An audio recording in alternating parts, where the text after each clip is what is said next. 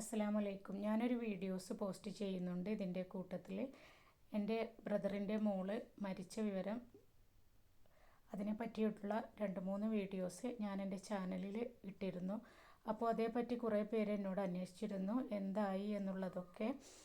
അപ്പോൾ അതിനൊക്കെ ഒരു ഉത്തരം എന്ന് വേണമാണ് ഞാൻ ഈ വീഡിയോസ് ഇതിൽ ഉൾപ്പെടുത്തിയിട്ടുള്ളത്. ബ്രദറും ഭാര്യയും അതുപോലെ തന്നെ അനിയൻ്റെ ഭാര്യയും ഒക്കെ കൂടിയിട്ട് ഒരു യൂട്യൂബ് ചാനലിൽ കൊടുത്തിട്ടുള്ള ഒരു വീഡിയോസാണിത്. ഇതിപ്പോൾ അവർ ഫേസ്ബുക്കിൽ പോസ്റ്റ് ചെയ്തിട്ടുണ്ട്. നാളെ രാവിലെ അവർ ഒരു 7 മണിയൊക്കെ ആകുന്ന സമയത്ത് അവരുടെ ചാനലിൽ ബാക്കിയുള്ള വീഡിയോസും പോസ്റ്റ് ചെയ്യും. യാസർ ഇഷാൽ എന്ന അവരുടെ ഫേസ്ബുക്ക് പേജിലാണ് അവരിത് പോസ്റ്റ് ചെയ്തിട്ടുള്ളത്. യൂട്യൂബ് ചാനലിൻ്റെ നെയിം വന്നിട്ടുള്ളത് യെസ് വിഷൻ എന്നാണ് അവരുടെ യൂട്യൂബ് ചാനലിൻ്റെ നെയിം വന്നിട്ടുള്ളത്. അപ്പോൾ അവർക്ക് കൊടുത്തിട്ടുള്ള വീഡിയോസ് ഞാനിതിൽ ഉൾപ്പെടുത്തിയിട്ടുണ്ട്. എല്ലാവരും ഞങ്ങളുടെ കുട്ടിക്ക് വേണ്ടി പ്രാർത്ഥിക്കണം. നീതി കിട്ടാനും വേണ്ടി നിങ്ങളെല്ലാവരും പ്രാർത്ഥിക്കണം. കാര്യങ്ങളാണ്. കാരണം ആ കുട്ടിനെ കൊല്ലാണ് അവർ ചെയ്തിട്ടുള്ളത്. ഒരിക്കലും ഒരു ഇതറിയായിരുന്നു, മരിച്ച വിവരം അറിയായിരുന്നു. ഞാൻ അറിഞ്ഞിട്ടില്ല. അയാളുടെ പല്ല് പൊന്തിയാനെന്നാണ് കൂട്ടത്തിന്ന് കുട്ടികളെ കൂട്ടത്തിന്ന് ചെക്കന്മാരെ വിളിക്കുക. ആ പ്രായത്തിലുള്ള കുട്ടികൾ എത്രത്തോളം ഇൻസൾട്ട്. മോള് ജീവിതം അടുത്തിട്ടൊന്നല്ല എന്റെ ആത്മഹത്യ ചെയ്തിട്ടുള്ളത്. എന്റെ കുട്ടിക്ക് ഒരുപാട് ആഗ്രഹങ്ങളായിരുന്നു, ഒരുപാട് സ്വപ്നങ്ങളായി. അസ്സലാമു അലൈക്കും വറഹ്മത്തുള്ളാഹി. പ്രിയമുള്ളവരെ, യാസറാണ് പൂക്കോട്ടും പാടം. ഇപ്പൊ നമ്മളെ സ്റ്റുഡിയോയിൽ വന്നിട്ടുള്ളത് മമ്പാടി MES കഴിഞ്ഞ ഡിസംബർ 9 അതായത് വളരെ മനപ്രയാസത്തോടു കൂടി ആത്മഹത്യ ചെയ്ത ഫാത്തിമ ഫിദ എന്ന് പറയുന്ന ആ ഒരു മോളുടെ ഉപ്പയും ഉമ്മയും അതേപോലെ തന്നെ സഹോദരന്റെ ഭാര്യയും അടക്കം നമ്മളെ സ്റ്റുഡിയോയിൽ വന്നിരിക്കണം. ഇവർ പറയുന്ന കാര്യങ്ങൾ കേട്ടു നോക്കുമ്പോ, പ്രിയമുള്ളവരെ, നമുക്കൊക്കെ മക്കളുണ്ടല്ലോ. നമ്മളെ മക്കളെ നമ്മള് സ്കൂളിലേക്ക് വിദ്യാഭ്യാസത്തിന് മറ്റുള്ള കാര്യങ്ങൾക്കൊക്കെ പറഞ്ഞേക്കുന്നുണ്ട്. നമ്മൾ വലിയ പ്രതീക്ഷയോട് കൂടിയാണ് അത്തരത്തിലുള്ള സ്ഥലങ്ങളിലേക്ക് നമ്മൾ പറഞ്ഞേക്കുന്നത്. എന്നാൽ നമ്മളെ കുട്ടികളുടെ ഭാഗത്ത് നിന്ന് എന്തെങ്കിലും ഒരു വീഴ്ച സംഭവിച്ചാല്, അതായത് വളരെ വലിയ മാനസികപരമായ ഹരാസ്മെന്റ് ചെയ്ത് ഒരു കുട്ടി ഈ ലോകത്ത് എല്ലാവിധത്തിലുള്ള പ്രതീക്ഷയും നഷ്ടപ്പെട്ടുകൊണ്ട് ആ കുട്ടിക്ക് ആത്മഹത്യ ചെയ്യേണ്ട ഒരു അവസ്ഥയിലേക്ക് വരികയാണെങ്കിൽ നോക്കൂ, ഞാൻ ഇവരുടെ അനുഭവം ഇവരെന്നെ പറയും. കാരണം ഒരു മാതാപിതാക്കൾക്കും ഇങ്ങനെയുള്ള അനുഭവങ്ങൾ ഇനി ഉണ്ടാവാതിരിക്കട്ടെ എന്ന് ആത്മാർത്ഥമായി ആഗ്രഹിച്ചു പ്രാർത്ഥിച്ച് ഈ വിഷയത്തെ മുമ്പിലേക്ക് വെക്കുന്നത് 2 കാര്യങ്ങൾക്ക് വേണ്ടിയിട്ടാണ്. അത് ആമുഖമായി സൂചിപ്പിക്കണം. ഒന്ന്, അധ്യാപകര് സ്വന്തം വിദ്യാർത്ഥികളുടെ ഭാഗത്ത് നിന്ന് തെറ്റുണ്ടെങ്കിൽ അവരൊന്നും ഇങ്ങനെ ചെയ്യരുത്. രണ്ടാമത്തെ വിഷയം എന്താന്ന് ചോദിച്ചു കഴിഞ്ഞാൽ, നമ്മുടെ മക്കളെ ഭാഗത്ത് നിന്ന് തെറ്റുണ്ടെങ്കിൽ ആ തെറ്റിനെ നമ്മൾ പരിഹരിച്ചുകൊണ്ട് അവരെ കെയർ ചെയ്ത് ആ രീതിയിൽ തന്നെ മുന്നോട്ട് കൊണ്ടുപോകാൻ, അവരെ തനിച്ചാക്കാതെ, അവരുടെ മാനസിക പ്രയാസം നമുക്കറിയില്ല, അങ്ങനെ തനിച്ചാക്കാതെയൊക്കെ മുന്നോട്ട് പോയി അവരെയൊക്കെ കൂട്ടിച്ചേർത്ത് മുന്നോട്ട് പോകാൻ വേണ്ടിയിട്ട് എല്ലാവരും ശ്രമിക്കണമെന്ന് ആമുഖമായി സൂചിപ്പിച്ചുകൊണ്ട്, പ്രിയപ്പെട്ട ഫാത്തിമ ഫിദ എന്ന് പറയുന്ന ആ മോളുടെ ഉപ്പ ഷാജാൻ സാഹിബ് ഇവിടെ എത്തിയിട്ടുണ്ട്. അതേപോലെ തന്നെ ഉമ്മ നസീഹ ഫർസാന, അതേപോലെ തന്നെ നിങ്ങളെ പേര് നദീറ. ഷാജാൻ സാഹിബ്, ഇതിൽ ഇപ്പോ എന്താണ് നിങ്ങളെ മോൾക്ക് അന്ന് സംഭവിച്ചത്? പല ആളുകളും പല കോലത്തിൽ പറയുന്നുണ്ട്. ഞാൻ ഇന്ന് വരെ അതിനെ പറ്റി ഒന്നും ചെയ്തില്ല, ഒരു വീഡിയോ പോലും ചെയ്തിട്ടില്ല. എന്താണ് മോളുടെ കാര്യത്തിൽ ഉണ്ടായത്? 9 ഒരു 10:38 മോളുടെ ക്ലാസ് ടീച്ചർ എന്നെ വിളിച്ചിട്ടന്ന് മോള് കോപ്പി അടിച്ചിട്ടുണ്ട്, കോപ്പി അടിച്ച് പിടിച്ചിട്ടുണ്ട്. അപ്പൊ നിർബന്ധമായിക്കൊണ്ടും സ്കൂളിലേക്ക് വരണം എന്ന് പറഞ്ഞു. ഞാൻ സമയത്ത് വണ്ടൂരാണ്. നിങ്ങളല്ലെങ്കിൽ ഭാര്യ ആരെങ്കിലും ഒരാൾ നിർബന്ധമായിട്ടും സ്കൂളിലേക്ക് വന്നേ പറ്റുള്ളൂ എന്നാണ്. അവിടെ ഞാൻ ഭാര്യനെ വിളിച്ചു. ഇങ്ങനെ മോള് ഇങ്ങനെ കോപ്പി അടിച്ച് പിടിച്ചു എന്നാ പറയണത്. അപ്പോഴും വേറൊരു CDSന്റെ ഒരു മീറ്റിങ്ങിന് വേണ്ടിയിട്ട് പോയതായിരുന്നു. വന്ന് ഞങ്ങൾ തന്നെ പോവേണ്ടി എന്ന് പറഞ്ഞു. അങ്ങനെ 11:45 ഞാൻ എന്ത് ചെയ്തു, സ്കൂളിലേക്ക് പോയി. സ്കൂളിൽ പോയ സമയത്ത് നമ്മുടെ സുഹൃത്തുണ്ട് ഷബീർ, ഓഫീസിൽ വർക്ക് ചെയ്യണേ. മോനെ കണ്ട പഠനം ചോദിച്ചു, എന്താ ഷാജാനെ ചോദിച്ചാൽ പറഞ്ഞു, മോളിങ്ങനെ കോപ്പി അടിച്ച് പിടിച്ചിട്ടുണ്ടെന്നാടാ പറഞ്ഞത് പറഞ്ഞു. എന്തായാലും ഇരിക്കുന്നു പറഞ്ഞു. ഞാനവിടെ ഇരുന്നു. ഒരു 5 മിനിറ്റിനകത്ത് മോള് വന്നു. കൂടെ ഹാഫിസ് എന്ന് പറഞ്ഞ മാഷും വന്നു. എന്നെ കണ്ടപാട് മോള് കരയാ ചെയ്തത്. എന്നെ കണ്ടപാട് മോള് കരഞ്ഞു. ആ കരഞ്ഞ് ആര് ഹാഫിസ് മോളോട് പറഞ്ഞു കോപ്പി അടിക്കുകയും ചെയ്യരുത് എന്നൊക്കെ പറഞ്ഞു ഉപദേശിച്ചിട്ട് എന്റെ കൂടെ വിട്ടു.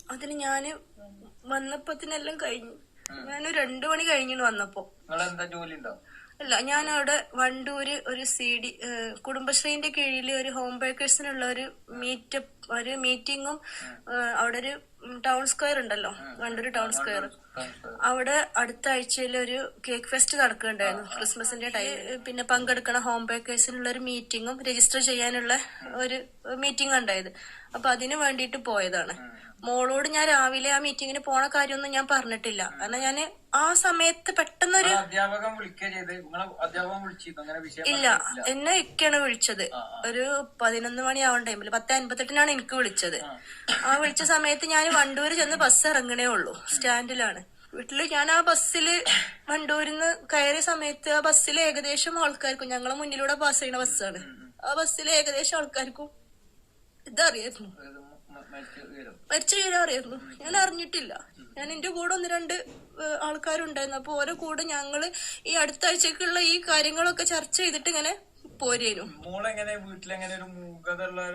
അല്ല, വീട്ടിലെ ഏറ്റവും ചെറിയ കുട്ടികളെ പോലെ ആകെ ബഹളം, ആകെ അത്ര എൻജോയ് ചെയ്തിട്ട് എല്ലാം സംസാരിക്കണ ആളാ, എല്ലാ കാര്യങ്ങളും വീട്ടിൽ സംസാരിക്കണ ആളാ. ഇവിടെ പറയാൻ പോലും തന്നില്ല. നിങ്ങളേറ്റൊക്കെ എങ്ങനെ ഒരു മൊത്തത്തില് നല്ല കമ്പനിയാണ്, എല്ലാ കാര്യങ്ങളും ഷെയർ ചെയ്യലുണ്ട്. താത്താനോട് പറയാത്ത കാര്യങ്ങൾ വരെ എന്നോട് ഷെയർ ചെയ്യലുണ്ട്. ഞങ്ങളൊരു ഫ്രണ്ട്സിന്റെ പോലെയാണ്, എല്ലാ കാര്യങ്ങളും നമ്മളോട് ഷെയർ ചെയ്യലുണ്ട്. അന്നോള് സ്കൂൾ വിട്ട് വന്ന് ഞാൻ മേലെയിരുന്നു, കുട്ടി ഉറങ്ങി എണീച്ചപ്പോ ഞാൻ മേലെയിരുന്നു. എന്റെ അടുത്തേക്ക് വന്ന് കാക്ക അവളെ വീട്ടിലാക്കി പള്ളിയിൽ പോയി. അവള് എന്റെ അടുത്തേക്ക് വന്ന് എന്റെ അടുത്തുനിന്ന് അവള് സ്കൂൾ വിട്ട് വന്ന വീട്ടിലാണ്.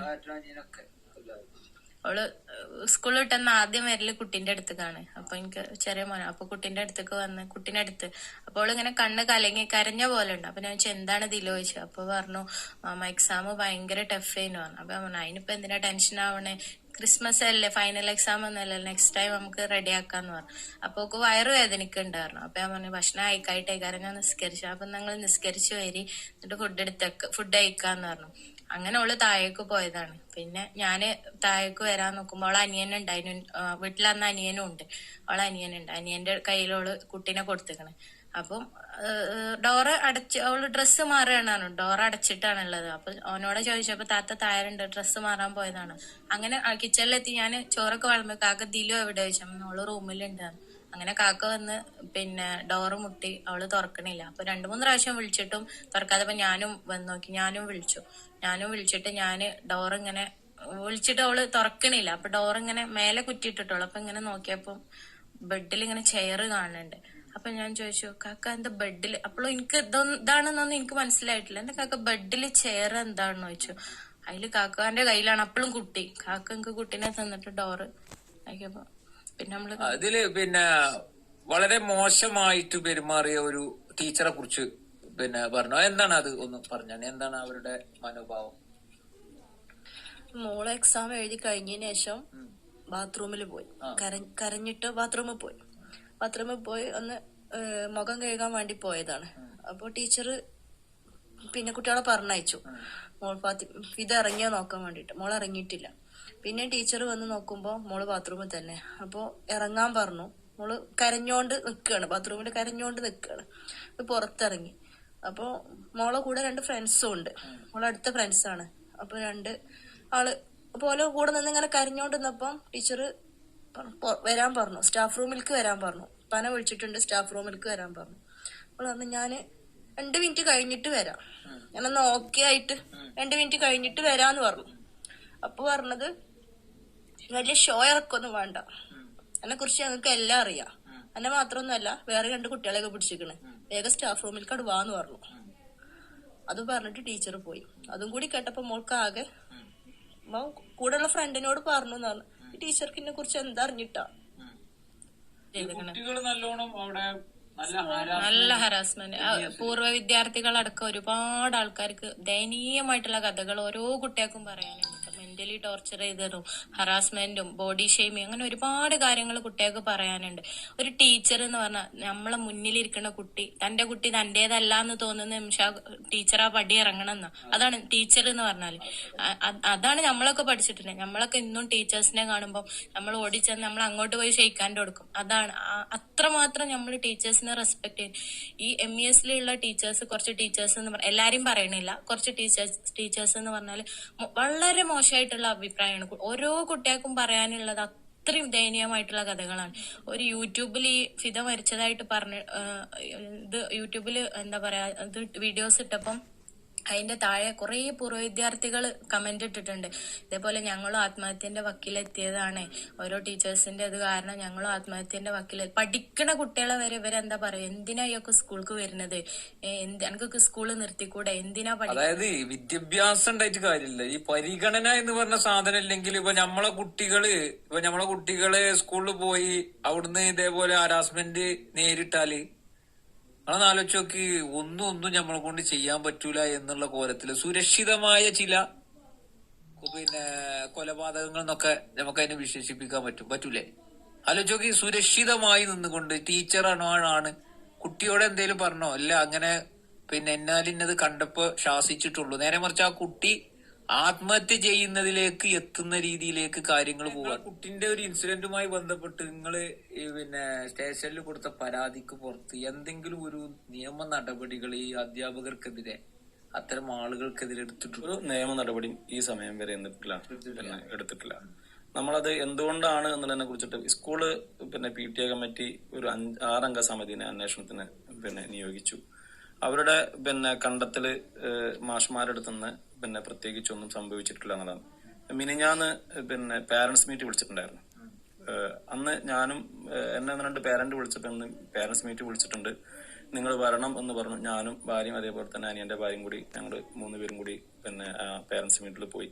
ഞങ്ങൾ ഫ്രണ്ടിൽ തന്നെ ഇരുന്നു. ഫ്രണ്ടിലിരുന്ന് പ്രിൻസിപ്പാൾ വന്ന് സ്വാഗതം പറഞ്ഞു തുടങ്ങി. ഒരു വാക്ക് പോലും. എന്റെ മകള് മരിച്ചിട്ട് ഏകദേശം 1 മാസം പൂർത്തിയാകാൻ പോകുന്നത്. അതിന്റെ ഇടയിൽ നടക്കുന്ന ആദ്യത്തെ പാരന്റ് മീറ്റാണ്.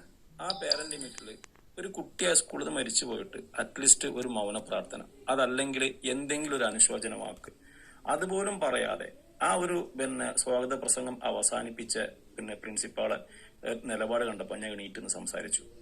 ഇദ്ദേഹത്തിനെ പോലത്തെ ആൾക്കാരാണോ ഈ MESന്റെ പ്രിൻസിപ്പളായിട്ട് നിങ്ങൾ ഒരക്ഷരം പോലും വേണ്ടിയില്ല, ഒരു അനുശോചനോ അല്ലെങ്കിൽ ഒരു മൗന പ്രാർത്ഥനയോ?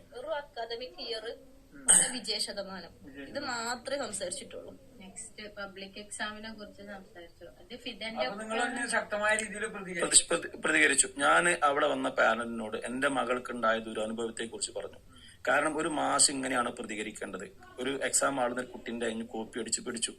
ആ കോപ്പി അടിച്ച് എല്ലാവർക്കും മാനാഭിമാനം ഉണ്ടല്ലോ. ആ കുട്ടികളുടെ എല്ലാവരുടെ ഇടയിലിട്ട് മോളെ ഇൻസൾട്ട് ചെയ്യുക, എണീറ്റ് നിർത്തിക്കൊണ്ട് എല്ലാരെ കൊണ്ടും ഫിദ കോപ്പി അടിച്ചിട്ടുണ്ടോ എന്ന് പറഞ്ഞ് എല്ലാരെയും അറിയിക്കുകയും അതോടൊപ്പം എക്സാം കോർഡിനേറ്റർ ആയിട്ടുള്ള ഓഫീസിന്റെ കയ്യിലേൽപ്പിച്ചിട്ട് എന്താണ് ഇത്ര മാത്രം എന്റെ കുട്ടിയെ ജീവൻ നഷ്ടപ്പെടുന്ന രീതിയിലേക്ക് ഈ ഓഫീസും ഈ സതീഷ് വർക്കും കൂടി എന്റെ കുട്ടീനോട് പറഞ്ഞിട്ടുള്ളത്. അത് സ്വാഭാവികം. നമ്മളൊക്കെ സ്വപ്നങ്ങൾ മക്കളാണല്ലോ. മക്കൾക്ക് വേണ്ടിയിട്ട് നമ്മൾ ജീവിക്കുന്നത്. ആ ഒരു സ്വപ്നം എന്റെ കയ്യിൽ നിന്ന് എന്റെ സ്വപ്നം നഷ്ടപ്പെട്ടുള്ളത് എന്റെ ജീവനാണ്. ഞാനും എന്റെ മോളും എന്ന് പറഞ്ഞാൽ അത്ര മാത്രം അറ്റാച്ച്മെന്റ് ആണ് എനിക്ക്. കാരണം ഇനി ഒരു ഉപ്പമാർക്കും ഈ രീതിയിലേക്ക് സ്വപ്നങ്ങൾ നഷ്ടപ്പെടുന്ന രീതിയിലേക്ക് മക്കൾ നഷ്ടപ്പെട്ടു പോകരുത്. ഈ രീതിയിലേക്ക് മാഷുമാര് വിദ്യാഭ്യാസം പഠിപ്പിക്കാൻ യോഗ്യതയില്ലാത്ത മാഷുമാരെ ഇങ്ങനത്തെ സ്ഥാപനത്തിൽ ഉണ്ടാവാൻ പാടില്ല. അതിനുള്ള നടപടികളാണ് ഇനി വിദ്യാഭ്യാസ ബോർഡിലേക്ക്, അതേപോലെ തന്നെ മുഖ്യമന്ത്രിക്ക്, മനുഷ്യാവകാശ കമ്മീഷനിൽ അതിലേക്കൊക്കെ പരാതികൾ ഫോർവേഡ് ചെയ്തിട്ട് എന്താണ് ഇതിന്റെ കാരണം. പോലീസിന്റെ നമ്മൾ 2-3 ആളുകളെ പേരുകൾ പോലീസിൽ പരാതിപ്പെട്ടിട്ടും ആ കുട്ടികളെ മൊഴി രേഖപ്പെടുത്താനോ മറ്റു സംഗതികൾ പോലീസ് തയ്യാറായിട്ടില്ല. അതെന്തുകൊണ്ടാണ് ഈ ഒരു അനാസ്ഥ എന്നുള്ളതിനെ കുറിച്ച് നമുക്ക് തിരിച്ചറിയേണ്ടതുണ്ട്. അതില് പോലീസിന്റെ ഭാഗത്ത് അങ്ങനെ അനാസ്ഥ ഉണ്ടെങ്കിൽ അത് തിരുത്തപ്പെടേണ്ടതാണ്. അതിന് ആരെയാണോ എവിടെയാണോ നമ്മൾ പരാതി നൽകേണ്ടത് വെച്ചാൽ അവിടെ പരാതി നൽകിക്കൊണ്ട് എന്റെ മകൾക്ക് നീതി കിട്ടണം. ആ നീതി കിട്ടുന്നത് വരെ ഈ പോരാട്ട രംഗത്ത് ഉണ്ടാവുക ആ ഒരു തീരുമാനമാണ് എനിക്കും എന്റെ കുടുംബത്തിനും. എന്റെ കുടുംബത്തിന്റെ കൂടെ എന്റെ നാട്ടുകാരും എന്റെ സുഹൃത്തുക്കളും എല്ലാവരും സജീവമായിട്ട് എന്റെ കൂടെ ഉണ്ട്. അവരും ഇതേപോലെ എന്താണോ വേണ്ടത് വെച്ചാല് യാസർ പറഞ്ഞതുപോലെ എല്ലാ പിന്തുണയും നൽകിക്കൊണ്ട് നമ്മുടെ കൂടെയുണ്ട്. ഇതിലിപ്പോ എന്താന്ന് വെച്ച് കഴിഞ്ഞാൽ നമ്മളൊക്കെ നിങ്ങളോട് ഐക്യദാർഢ്യം പ്രഖ്യാപിച്ചത് ഒരു മോള് ഈ പറഞ്ഞതുപോലെ ആത്മഹത്യ ചെയ്യാവുന്ന തക്ക രീതിയിലേക്ക് എല്ലാം നഷ്ടപ്പെട്ട് എല്ലാ പ്രതീക്ഷയും നഷ്ടപ്പെട്ട് ഈ അധ്യാപകർ എടുക്കേണ്ട ഒരു പണിയുണ്ട്. വിദ്യാഭ്യാസം കൊണ്ട് കാര്യമില്ല. പോലെ മുമ്പിൽ വരുന്ന ഒരു കുട്ടി തെറ്റ് ചെയ്താൽ ആ കുട്ടിയെ പരിഗണിച്ചുകൊണ്ടുള്ള നടപടിയാണ് ഉണ്ടാവേണ്ടത്. അതില്ലാതെ പോയി എന്നുള്ളത് നമുക്ക് അവിടെ ബോധ്യപ്പെടുകയാണ്. അപ്പൊ സ്വാഭാവികമായിട്ട് അവിടെ എന്ത് സംഭവിച്ചു എന്നുള്ളത് അഭിമാനത്തിന് ക്ഷതമേൽക്കുന്ന രീതിയിൽ ആ കുട്ടിയെ കൈകാര്യം ചെയ്ത രീതി ശരിയല്ല എന്നുള്ളത് തന്നെയാണ് ഞാനിതിൽ നിന്ന് മനസ്സിലാക്കുന്നത്. അങ്ങനെ ആ കുട്ടിക്ക് അതിന്റെ ജീവിതം അവിടെ അവസാനിപ്പിക്കേണ്ട ഒരു അവസ്ഥ വരുമ്പോൾ തീർച്ചയായിട്ടും അതിന് നിയമ നടപടികൾ ഉണ്ടാവേണ്ടതുണ്ട്, ശക്തമായ രീതിയിൽ മുന്നോട്ട് പോകേണ്ടതുണ്ട്. അതിന് ഈ പറഞ്ഞതുപോലെ കോടതിയുടെ ഇടപെടൽ ഉണ്ടാകേണ്ടതുണ്ട്. അതിന്റെ കാരണക്കാരായ ആളുകൾക്കെതിരെ വകുപ്പുകൾ ഇട്ടുകൊണ്ട് തന്നെ നിയമത്തിന് വിധേയമാക്കേണ്ടതുണ്ട് എന്ന് ഓർമ്മപ്പെടുത്തിക്കൊണ്ട് ഈ ഒരു വിഷയത്തിലുള്ള ജനങ്ങളുമായിട്ടുള്ള ഇത്തരം കാര്യങ്ങൾ അറിയിക്കുന്നത് തുടരും. ഇത് ഏകദേശം 1, 1, 2, 3 വാർത്തകൾ ഒതുങ്ങുന്നതല്ല. ശക്തമായ രീതിയിലുള്ള നിയമ പോരാട്ടങ്ങളിലൂടെ അവരുടെ ഉപ്പ മുന്നോട്ട് പോകുമ്പോൾ അതിന് ഐക്യദാർഢ്യം പ്രഖ്യാപിച്ചുകൊണ്ട് നീതി പുലർത്തുക എന്നുള്ളത് തന്നെയാണ് സാമൂഹിക ബാധ്യത എന്ന് മനസ്സിലാക്കിക്കൊണ്ട് അതിനെത്ര കൈപ്പേറിയ അനുഭവങ്ങളാണെങ്കിലും അതിന് പുല്ലുവില കൽപ്പിച്ചുകൊണ്ട് നിർത്തുന്നു. അസ്സലാമു അലൈക്കും വറഹ്മത്തുള്ളാഹി. ഈ വീഡിയോക്ക് എന്തെങ്കിലും കാരണവശാൽ കോപ്പിറൈറ്റോ മറ്റെന്തെങ്കിലും സാങ്കേതിക പ്രശ്നങ്ങൾ വന്നാൽ ഞാൻ ഈ ചാനലിൽ നിന്നും ഇത് ഡിലീറ്റ് ചെയ്യും. ഞങ്ങളുടെ കുട്ടിയെ ഒരുപാട് പേര് പ്രാർത്ഥനയിൽ ഉൾപ്പെടുത്തിയിട്ടുണ്ട് എന്നുള്ളത് എന്നോട് ഒരുപാട് പേര് പറഞ്ഞിട്ടുണ്ട്. അപ്പോൾ അവർക്കൊക്കെ വേണ്ടിയിട്ടാണ് ഞാൻ ഈ വീഡിയോസ് ഇപ്പോൾ നടന്നുകൊണ്ടിരിക്കുന്ന പുതിയ അപ്ഡേറ്റ് ഈ വീഡിയോയിൽ അറിയിക്കുന്നത്. ഇനി ഞങ്ങളുടെ കുട്ടികൾക്ക് പറ്റിയതുപോലുള്ളത് വേറൊരാൾക്കും പറ്റാതിരിക്കട്ടെ എന്ന് പ്രാർത്ഥിക്കുന്നു. അതിനു വേണ്ടിയുള്ള പോരാട്ടത്തിലാണ് അവന്. അപ്പോൾ നിങ്ങളെല്ലാവരുടെയും സപ്പോർട്ട് ഞങ്ങളുടെ കുടുംബത്തിനുണ്ടാവണം. പ്രാർത്ഥനയിലും ഞങ്ങളുടെ കുടുംബത്തെയും അതുപോലെ ഞങ്ങളുടെ പൊന്നുമോളെയും അതുപോലെ തന്നെ എൻ്റെ ബ്രദറിനെയും നിങ്ങൾ പ്രത്യേകിച്ച് ഉൾപ്പെടുത്തണം. അവൻ്റെ മനസ്സിന് ശക്തി കിട്ടാനും വേണ്ടി നിങ്ങളുടെ പ്രാർത്ഥനയിൽ എല്ലാവരും ഉൾപ്പെടുത്തണം.